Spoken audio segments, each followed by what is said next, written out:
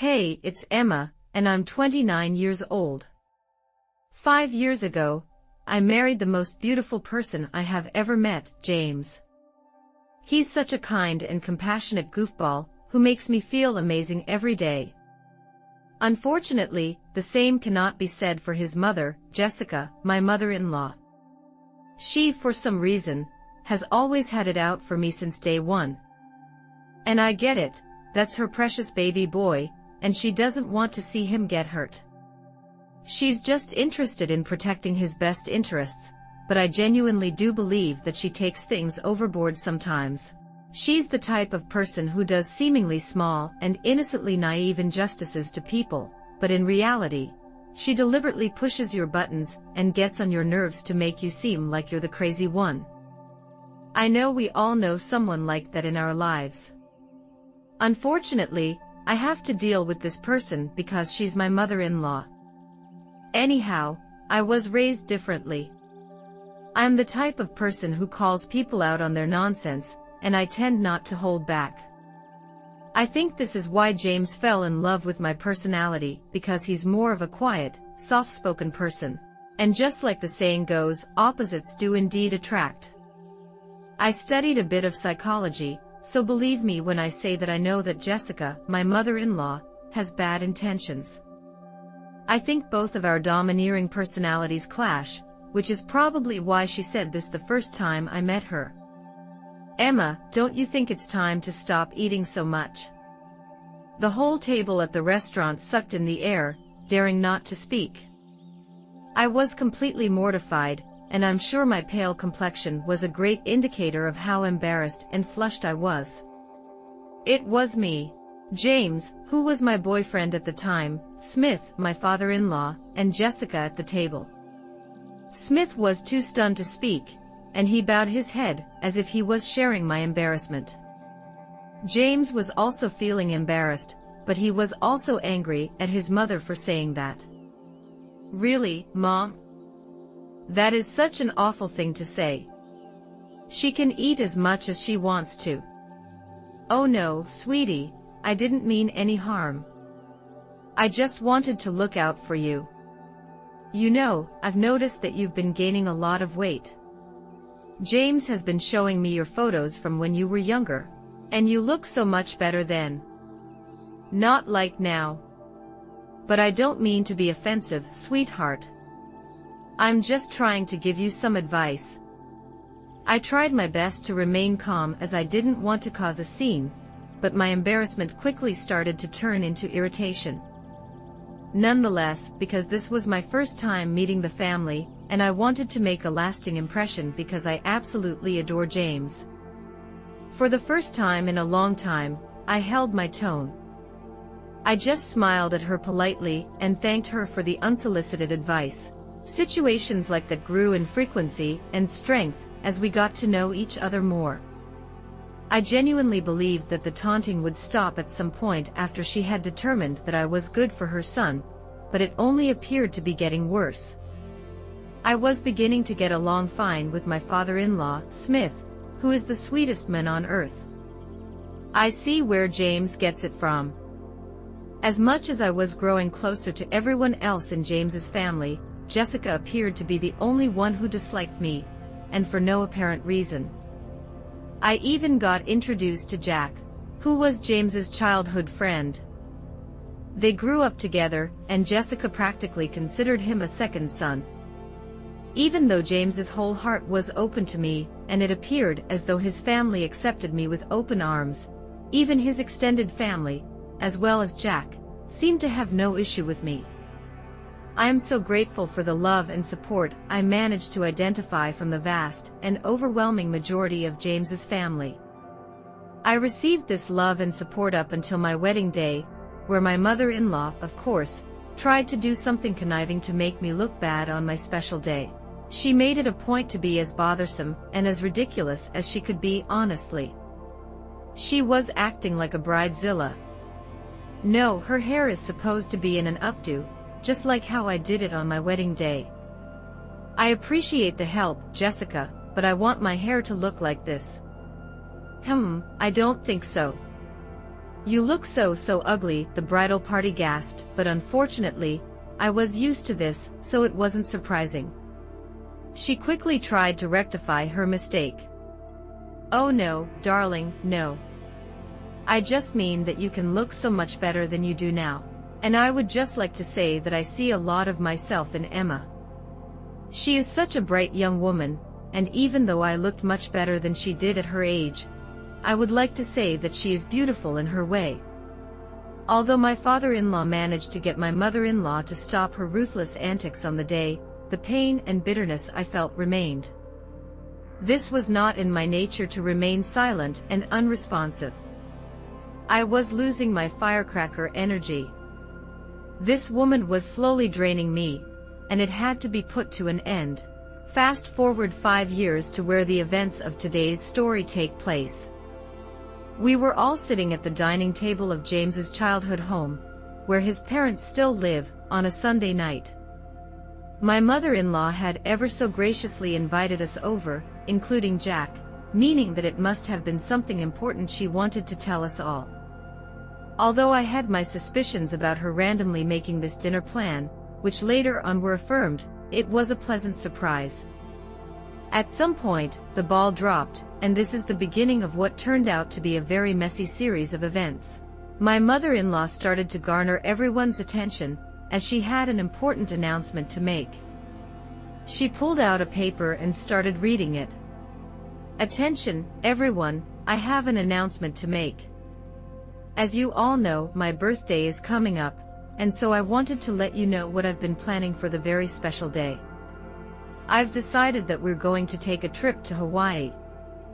The paper was a confirmation of the Hawaii trip. That sounds fantastic. What? That's amazing, Emma. I've always wanted to go to Hawaii. Oh my goodness, this is great news. I'm so excited. I don't even know what to say. Thanks so much, May. Oh, actually, you're not coming. Honey, what are you talking about? This wasn't part of the plan. I made some last-minute arrangements and managed to cancel her ticket before they gave us extra charges. Oh, so my ticket was already bought. She just went ahead and canceled it. Why does this woman hate me so much? Mom, what are you talking about? Jack and I seem to be the only ones silent in this whole situation, as a whole flurry of harsh words was exchanged back and forth. Eventually, after some poking and prodding for a decent enough excuse, Jessica finally stated, Okay, fine. I'll tell you the reason why I thought it best that Emma sits this family event out. As you all know, I'm getting a little bit older, and I've decided that I want the remaining years of my life to be centered on being around the people I care most about. Unfortunately, Emma just doesn't belong on that list. Wow, Mom, really? What is wrong with you? Nothing is wrong with me. Don't you dare disrespect me. I'm just saying that, well, you know, Emma can't be considered part of our family since she's not related by blood. Well, by that logic, then Jack shouldn't be able to go either, right? Since he isn't technically family, as you're stating. But we all know that's preposterous, and he is part of the family. And ever since James and Emma got married, that means she is part of the family. Well, obviously, with Jack, it's different. You know that he's just so precious, and he's our sweet baby angel. He's always been here, but Emma hasn't, so that's why I'm just not comfortable with her coming on the trip. And it's my birthday, so I get to decide whatever we want. Come on, Emma, we're leaving at once. No, the way that I firmly said no commanded all of the attention in the room, including my antagonist, who was trying to stifle a smile this entire time. But at that moment, she wiped it off her face. Jessica, you've made it clear since the beginning that you do not like me, and every day for the past 5 years, I have endured your insufferable behavior. You think we all don't see how you act. You think that we all don't notice that you're a narcissist. Little girl, you better watch the way you speak to me. You are in my house. And not for long, or not. I'm just about to leave, actually. But not before I say this. I turned to my loving husband, who was looking at his mother with angry eyes. Babe, I love you with my whole heart, and I have tried to endure this for such a long time, but I see now that your mother will never accept me into this family, no matter how hard I try, and no matter how many times I bite my tongue. You should go on this trip, you can't miss it. As much as your mother is crazy, she's still your mother, and you love her, and she loves you, so you have to go. Don't worry about me, I'll be fine. I then turned to my mother-in-law, whose mouth was agape because of what I just said. And as for you, unfortunately for you, I am in love with your son, and I am not going anywhere. You might think that you can push me away, but I will always be here, even when you go to Hawaii. You will always be thinking about me because, if I'm being honest, I think you're obsessed with me. How dare you? I should slap you right now. I'm not finished. You are obsessed with me. You're obsessed with tearing me down, and I cannot even imagine why when all I've done is shown you kindness and patience, even when you didn't deserve it. But enough is enough. You don't want me to go to Hawaii with you. Fine. You don't think I'm part of the family. Fine. But I will always be here, as long as I breathe. I will always be here for James, Smith, and even Jack, but never for you. At that moment, I realized that I finally shut her up. She left her mouth open as if she was searching for something to say, anything to say, but her mind wouldn't let her. Finally, I managed to keep her quiet. I said goodbye to the rest of the family members, kissed my husband on the cheek, and began to walk out. Let me drive you home at least. I can't let you take a cab. Please don't worry about me, babe. I love you and thank you so much for loving me, but I'll be fine. You have a trip to discuss. Okay, if you say you'll be fine, I'll believe you. Oh, don't forget your purse, he reminded me. My purse. I left it in the kitchen. Once I arrived at some point, though, Jessica went into the kitchen, I think to catch her breath after the whole situation. After being berated like that, I too would have done something similar. What do you want? Don't worry about me, sweetheart. I'm just here to collect my things. Well, make it quick. I want you out of my house. I can't believe you said those things to me.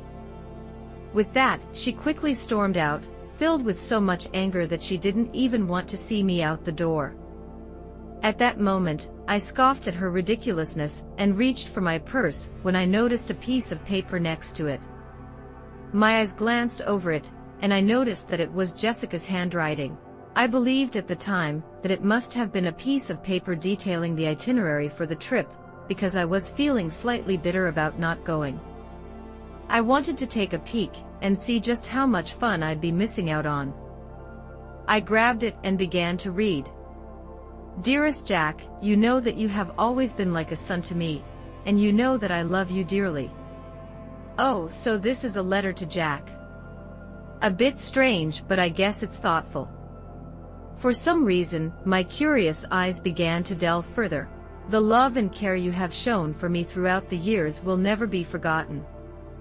I hate to admit it, but even when it comes to my son, James, I feel as though the love we once shared is no longer there. Wait, what is she saying? She loves Jack more than she loves James.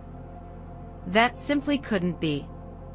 I continued to read the paper, and with each new line, I got more astonished at what I was reading.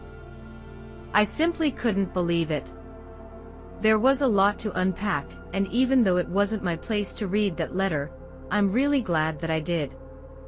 After reading the entirety of the letter, I began to pace in the kitchen, wondering what to do.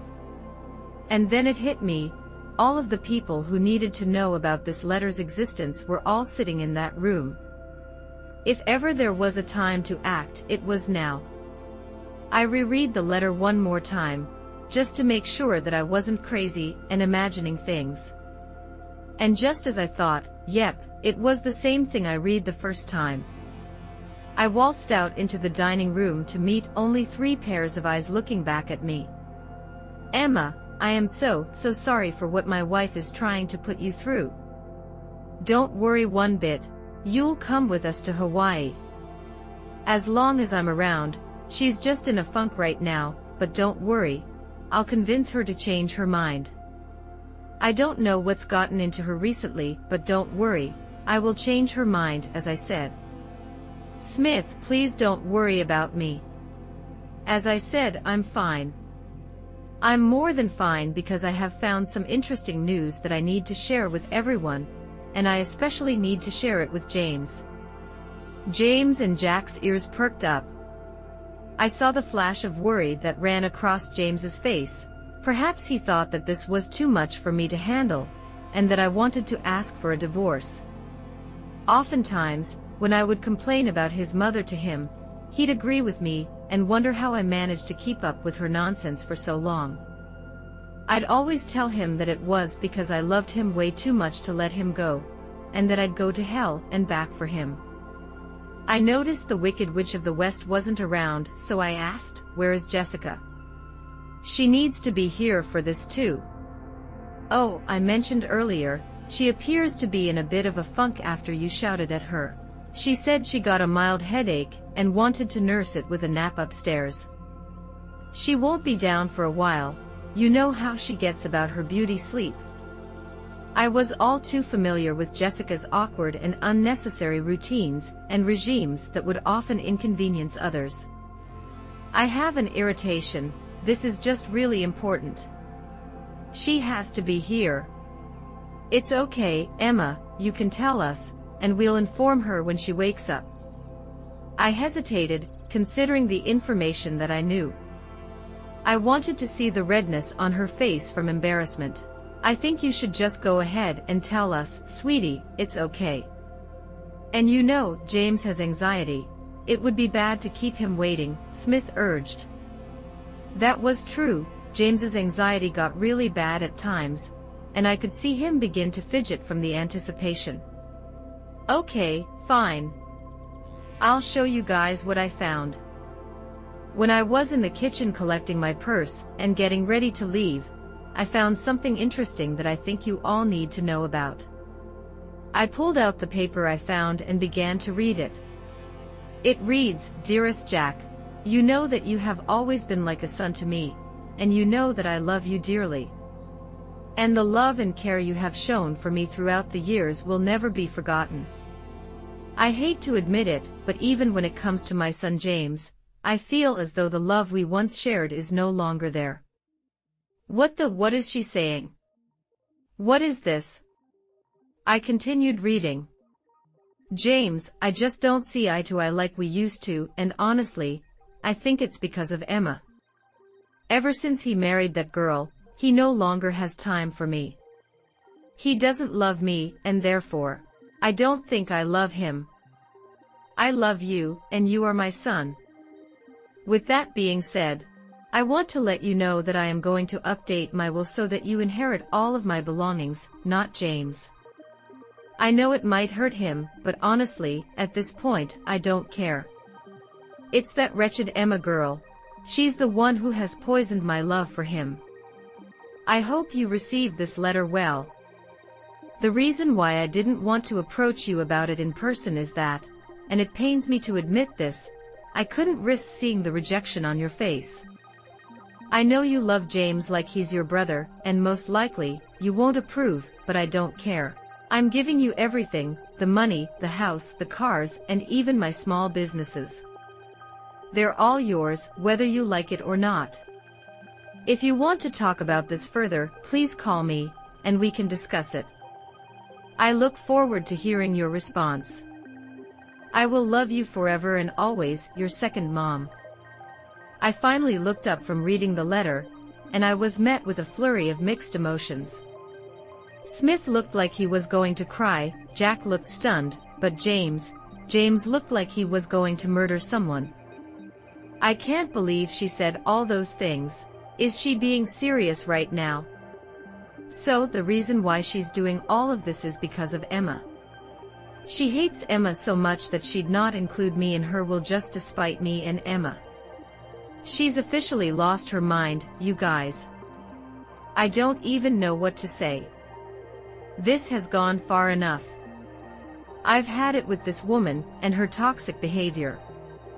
What are we going to do? At that moment, I had an idea. 1 week had gone by, and it was time for the designated Hawaii trip. Jessica woke up and found a letter from her husband on her bedside table. It read, "Good morning, gorgeous. We decided to let you get some more beauty rest. Don't worry, your bags have all been packed. Just find us at the airport." Jessica then got ready and headed to the airport, looking around frantically for the people with whom she was meant to go on this birthday trip. She tried calling them, but they all wouldn't answer. She assumed that they were already on the plane, and therefore couldn't answer her call. She rushed frantically and boarded her flight, hoping to just meet them once they landed in Hawaii. She endured the 12-hour flight, and once she landed, she video called Smith. "Hello, Smith, where the hell are you guys? I woke up late and saw your note, which was a cute idea if I hadn't woken up so late. I got to the airport and tried calling you guys, but none of you were responding. I just assumed that you already boarded, but it doesn't matter now because now we're in Hawaii. How amazing.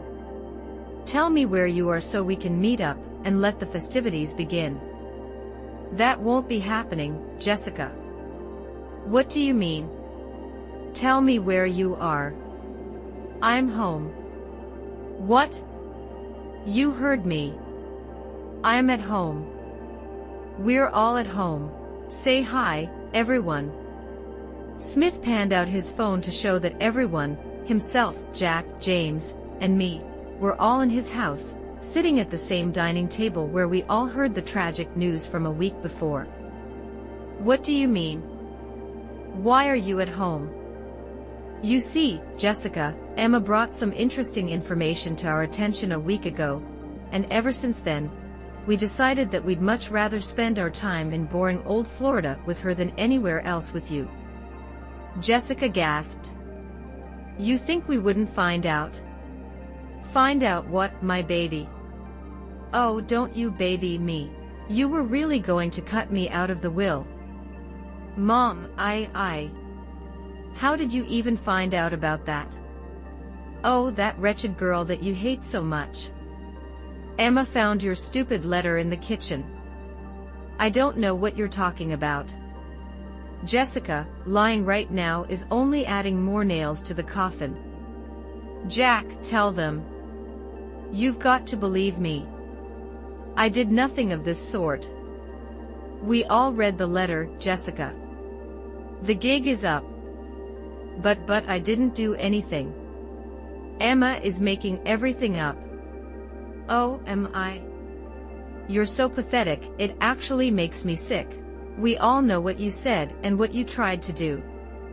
Thank God I was nosy enough to read the whole thing. "James, Smith, please." I was nosy enough to read the whole thing. "James, Smith, please, no." "Jessica, enough is enough. You're done. You don't get to say anything else. You messed up big time. Your hatred has caused you to be blind. Now you have to suffer the consequences of being alone on your birthday because of what you've done. I hope you can use this time in Hawaii to reflect on your actions. But I'll be alone. It won't be fun. Maybe people would like to hang out with you more if you weren't such a raging witch. Have fun." And with that, Smith hung up the phone. We all let out a sigh of relief, and then I was the first person to start laughing. Eventually, James joined in, and before we knew it, we were all bursting with laughter and cackling at the dining table, just laughing at how crazy the situation was. The look on her face once she realized the gig was up was hilarious. Her face turned pale, all the blood drained from her face, and I could tell that that was the first time in a long time that she felt embarrassed. Jessica had to spend her vacation alone, oftentimes calling Smith to see if he, at least, would come and join her because canceling the reservations she made would be expensive. But every time, he kept denying it. He said that when she comes back, they were going to have to implement some ground rules that were to be followed if she still wanted to be married to him. Jessica began to be very apologetic and frantic, a complete 180 from how she normally acted, which was honestly surprising. James also mentioned that if Jessica still wanted to be in his life, she had to drastically change her attitude, otherwise, he was ready to walk out of her life forever. Their relationship is still rocky, and James said that if Jessica ever disrespected him again, even if it was the smallest snide remark she could make, he would cut her off completely, the same way that she was planning on cutting him off. As for Jack, he thought it best to stop being so nice to Jessica, as it was clearly enabling her toxic behavior. So, not only did Jessica end up spending a miserable time in a beautiful place, but she also risked losing the three most important people in her life. She now has very rocky relationships with all of them, and she has to change to be better. As for me, I messaged her and told her that I need time to see if I'm going to forgive her for all of her injustices, and she was apologizing and begging for me to talk some sense into the men in her life. I obviously refused, stating that this is the bed she made for herself, and now she has to lay in it. And even to this day, Jessica is still trying to mend the very broken relationships that she caused. I just hope that she learned her lesson. Thanks for watching and see you in the next video.